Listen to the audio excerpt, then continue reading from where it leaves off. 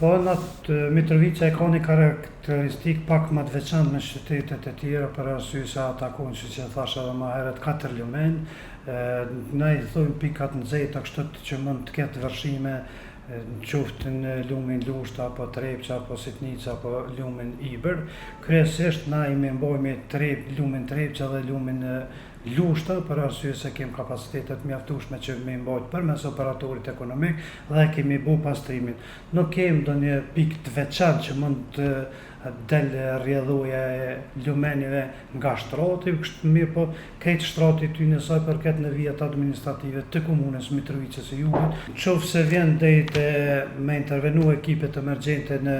parandalimin apo ndalimin e vërshimeve që mund të ndodhin, ekipet emergjente në komunën Mitrovicës thuaj se janë të njoftuar në informatën e institucionit hidrometeorologjik që ka përmes Agjencionit të Menaxhimit të Emergjencave. Në kontakt jemi vazhdimsi me ta, me zjarfiksa, me unitetin, me ujësjellsin, me kekun në rast se kemi nevojë me ndërprej dikon rrymen, me drejtori të përkatëse që jemi, dhe moment që ka nevojë me intervenu dikon, ne kemi edhe operatorët ekonomik që janë të kontraktuar me komunë që kanë mjete të rënda për me shku me i dalë ndihmë qytetarëve, dhe jemi thuajse të njoftuar të gjithë. Takime kështu të përbashkëta s'kemi mojt, mirë po në kontakt me secilën institucion relevant, ekipe emergjente që kanë bëjnë në menaxhimin e këtyre fatkeqësive natyrore apo fatkeqësive tjera.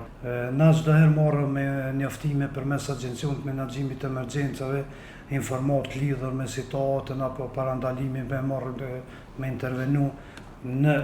marrjen e mosave që mos të vimi deri te domet që mund të ndodhin sikur vitin 2023, dhe thuaj se çdo vit kemi edhe ashtu vërshime po me për mosa më të vogla. E kemi marrë informata nga institucioni hidrometeorologjik që të marrëm të gjitha mosat preventive, qoftë në mirëmbajtje, qoftë kanalet atmosferike, mirëmbajtje, kanalet fekale, kanalet që rrjedhin në lumen që atakojnë 4 lumen në Mitrovicën, mirëmbajtjen e lumenjve, pastrimin, zgjerimin dhe thellësinë e lumenjve. Në të gjitha këto veç e kemi si prioritet dhe si detyrë, po ashtu sa i përket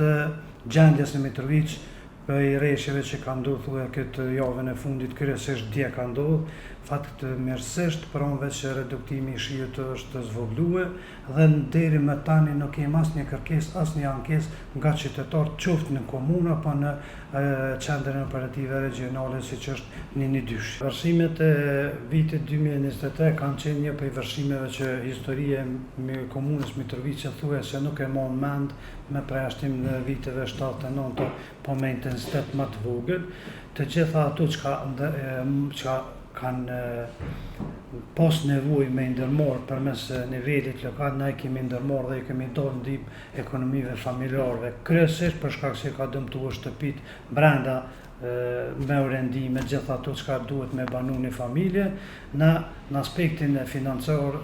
nuk kemi fond emergjent, po i kemi do për i fondeve për projekteve tjera, dikon 500.000 euro, dhe i kemi bue vlerësimin e domeve të ekonomit familjare, dikon 202 familje këni ndihmu ka 2.500 euro. Dhe me gjona ushqimore, gjona të veshmbathjes dhe gjitha këtu, që i falenderoj edhe gjithë ata që na kanë ndalë ndihmë me këto gjona.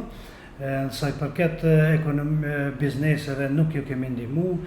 bujqësisë po ashtu thuaj se nuk ju kemi do ndihmë, dhe